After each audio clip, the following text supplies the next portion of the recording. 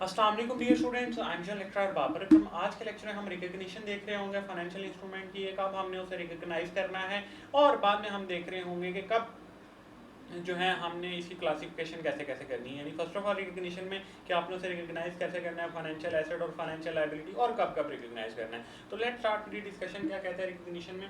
कहता है first of all an entity shall recognize a financial asset or a financial liability in its statement of financial position when only when the entity becomes paid party to contractual provision of the instrument। यानी जब party जो है उस contract में enter हो जाएगी, ये नहीं कि अभी कंपनी के खाली जब हमारी जो है वो कम्युनिकेशन चल रही है तो तब भी आप उसे अपना फाइनेंशियल एसेट या फाइनेंशियल लायबिलिटी रिकॉग्नाइज कर लें। ऐसा कभी भी नहीं करना आपने। जब आपका कॉन्ट्रैक्ट में आप एंटर हो जाए तो तब आपने उसे एज ए फाइनेंशियल एसेट या फाइनेंशियल लायबिलिटी अपनी फाइनेंशियल पोजीशन में जो है वो रिकॉग्नाइज करना है। अब financial asset might be an investment in debt और एन इक्विटी। अगर आपने उसे डेट में किया हुआ है, इन्वेस्टमेंट अगर की हुई है किसी इन्वेस्टमेंट इन डेट में या किसी भी इक्विटी में की हुई है, तो उसको मुताबिक आप उसे अपना एज ए फाइनेंशियल एसेट के तौर पे रिकॉग्नाइज कर रहे होंगे अपनी बुक्स के अंदर, अपनी फाइनेंशियल पोजीशन में। ये एक छोटा सा रिकॉग्निशन का क्राइटेरिया था जो आपके साथ डिस्कस किया। अब जो मेन है वो क्लासिफिकेशन है। क्लासिफिकेशन हम देखते जाएंगे। फर्स्ट ऑफ ऑल हम इक्विटी में देख रहे होंगे कि इंस्ट्रूमेंट अगर आपने इक्विटी में इन्वेस्ट किया हुआ है तो उसको आप कैसे क्लासिफाई कर रहे होंगे, तो उसके बारे में हम देखते हैं कि उसमें हमने क्लासिफाई कैसे करना है। कहते हैं financial assets which are equity instruments of an other entity are as classified as follows. यानी किसी दूसरी एंटिटी के लिए वो इक्विटी इंस्ट्रूमेंट जो है instruments of an other entity, यानी इक्विटी इंस्ट्रूमेंट है which are equity instruments of other entity. किसी भी एंटिटी के आपने कोई शेयर्स जो हैं वो परचेज आउट किए हैं तो इक्विटी के तौर पे आप उसे फाइनेंशियल इंस्ट्रूमेंट्स होते हैं और आप उसे फाइनेंशियल एसेट में रिकॉग्नाइज कर रहे होते हैं। ठीक है, अब उसे क्लासिफाई कैसे कर रहे होंगे? सबसे पहले आती है तीन कैटेगरी, यानी amortise, fair value through OCI और fair value through profit and loss. Amortise cost वाला तो यहाँ पे कॉन्सेप्ट ही नहीं आता, इसको हम यहाँ पे तो हमारा इससे कोई लेना देना ही नहीं, इसमें हम कुछ भी इसको क्लासिफाई नहीं करना। फेयर वैल्यू थ्रू ओसीआई, इसमें क्या आता है कि यानी आपने इन्वेस्टमेंट कर ली है, अगर आपने वो इन्वेस्टमेंट की हुई है held is not held for trading, आपने ट्रेडिंग के लिए नहीं इन्वेस्टमेंट की, तो आप जो है इसको पॉसिबल है कि आप इसे रिकॉग्नाइज कर रहे होंगे फेयर वैल्यू थ्रू ओसीआई पे। यानी कहता है this classification applies when equity instrument is not held for trading, trading के लिए ना किया हो आपने इसमें इन्वेस्टमेंट, तो तब आप जो है फेयर वैल्यू थ्रू ओसीआई में कर रहे होंगे। Is only possible at the choice of entity at initial recognition and its recoverable I substance reclassification is not allowed. अब बाद में क्या आता है fair value through profit and loss. यानी fair value through profit and loss में आप कब जा रहे होंगे? कहता है financial asset must be made at fair value through profit and loss unless it is made at amortise cost और eight fair value through other comprehensive income. यानी उसने यहाँ पे आपको एक्सेप्शन बता दी, उसने कहा जो चीज़ आपकी अमोर्टाइजेशन में भी ना आ रही हो, फेयर वैल्यू थ्रू ओसीए में भी ना आ रही हो, वो सारी की सारी प्रॉफिट एंड लॉस में आ रही होगी। ये बात अच्छी तरह याद रखिएगा। ओसीए में क्या आ रही होगी? सिर्फ वो शेयर, वो आपकी इन्वेस्टमेंट, वो फाइनेंशियल एसेट जो आपने ट्रेडिंग के लिए हेल्ड किया होगा, वो आपका ओसीए में नहीं आएगा। यानी जो आपका फाइनेंशियल इंस्ट्रूमेंट जो आपके ट्रेडिंग के लिए नहीं होंगे, सिर्फ और सिर्फ वो ओसीए में आ रहे होंगे।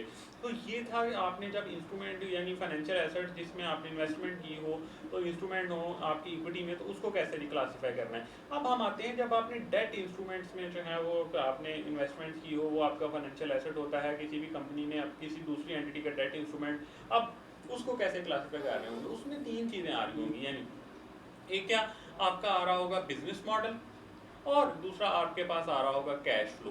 ओके, अब उसमें तीन, फर्स्ट ऑफ ऑल क्लासिफिकेशन आती है, क्या आपने उसे अमोर्टाइजेशन कॉस्ट पे क्लासिफाई करना है, और अगर क्लासिफाई करना है तो फर्स्ट ऑफ ऑल उसका बिजनेस मॉडल क्या होगा, उसका कैश साइकिल क्या होगा। बिजनेस मॉडल में क्या कहता है? कहता है जिसका ऑब्जेक्टिव, कोई भी डेट इंस्ट्रूमेंट हो जिसका ऑब्जेक्टिव हो कि आपने इसको hold asset in order to collect contractual cash flows. यानी आपका एम होगा सिर्फ और सिर्फ इससे जो कैश फ्लोज आ रहे होंगे, जितना मुझे इंटरेस्ट आ रहा होगा वो मैंने अर्न करना है, और जो एंडिंग में मुझे इसकी जो है पेमेंट मिल रही होगी, जो आप कह सकते हैं प्रिंसिपल पेमेंट जो है वो रिकवर हो रही है, वो काम करना है। कैश फ्लोज में क्या कहता है जी?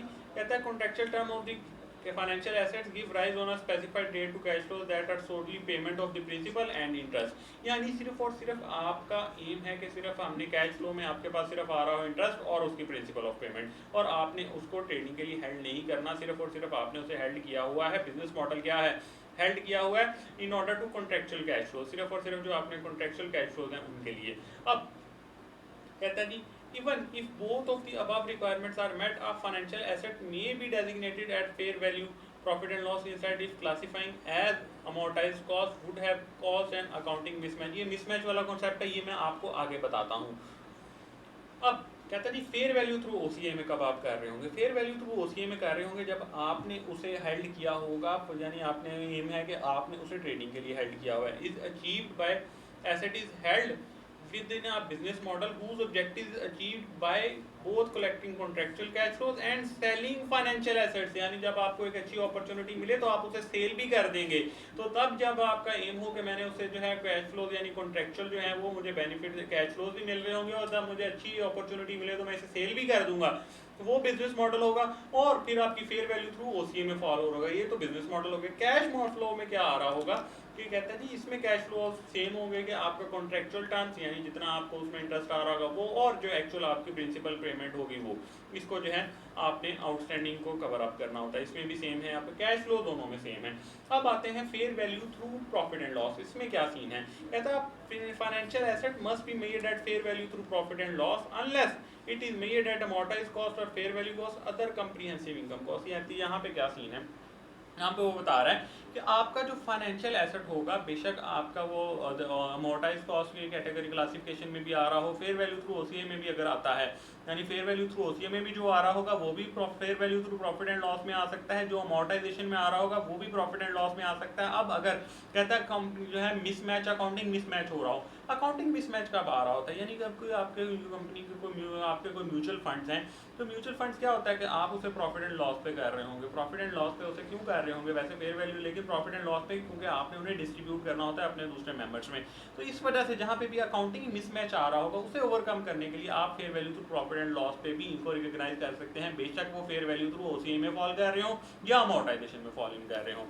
अब हमारी जो लास्ट कैटेगरी है वो है फाइनेंशियल लायबिलिटीज। यानी जब आप फाइनेंशियल लायबिलिटीज राइज हो रही होती हैं तो उसमें क्या होता है कि एक अमोर्टाइजेशन कॉस्ट आती है और फेयर वैल्यू कॉस्ट आती है। यानी अब अमोर्टाइज कॉस्ट वाला कॉन्सेप्ट यहाँ पे अभी आपके लिए अप्लाई नहीं हो रहा होगा, आपका सारा फेयर वैल्यू पे अप्लाई हो रहा होगा, लेकिन मैं फिर भी बता देता हूँ कि अमोर्टाइज कॉस्ट में कंसेप्ट में क्या चीज़ है। कहते हैं all financial liabilities are made at amortise cost when certain exceptions including those made at fair value और the other expectation are non examinal. यानी वो कह रहा है कि सारी की सारी जितनी फाइनेंशियल लायबिलिटीज होती हैं आप मेयर करेंगे अमोर्टाइज में विद सर्टेन एक्सेप्शन, यानी जो कोई अदर एक्सेप्शन है कि आपने उसे फेयर वैल्यू पे रिकॉग्नाइज करना है तो, वरना सारी की सारी आपने अमोर्टाइजेशन पे करनी है, अमोर्टाइज कॉस्ट पे करनी है। अब फेयर वैल्यू में क्या बताता है? कहता है some financial liabilities are made at fair value, for example those held for trading, यानी आपके को ट्रेडिंग के लिए आपकी फाइनेंशियल लायबिलिटी जो है वो हायर आपने की हो, ठीक है, and those made at fair value through profit and loss to eliminate accounting mismatch. और अगर कोई अकाउंटिंग मिसमैच को आपने खत्म करने के लिए फेयर वैल्यू पे भी रिकॉग्नाइज कर सकते हैं। यानी पहला क्या, वो ट्रेडिंग के लिए हो, फाइनेंशियल लायबिलिटीज जो है आपके fair value are made at fair value, for example those held for trading, number 1। Number 2 में क्या है, क्योंकि अकाउंटिंग मिसमैच वही म्यूचुअल फंड्स वाली बात, अगर वो आ जाते हैं आपको फेयर वैल्यू पे करने पड़ रहे होते हैं तो वो आपने क्लासीफाई करना है फेयर वैल्यू पे लायबिलिटीज़ में। सो ये थी 3 क्लासिफिकेशंस, आपने इक्विटी देख ली, डिबेंचर्स देख लिए और आपने ये फाइनेंशियल इंस्ट्रूमेंट फाइनेंशियल लायबिलिटीज देख ली, यानी डेट इंस्ट्रूमेंट देख लिए और इक्विटी देख ली और फाइनेंशियल लायबिलिटी देख ली, क्लासिफिकेशन और रिकॉग्निशन। ये था हमारा आज का लेक्चर। नेक्स्ट में जो हम इनके क्लासिफिकेशन मेजरमेंट करेंगे और उसके बाद हम एक प्रैक्टिस क्वेश्चन कर रहे होंगे जिसमें हम क्लासिफिकेशन भी कर रहे होंगे और मेजरमेंट्स भी कर रहे होंगे। So that's all for today, thank you एंड अल्लाह हाफिज़।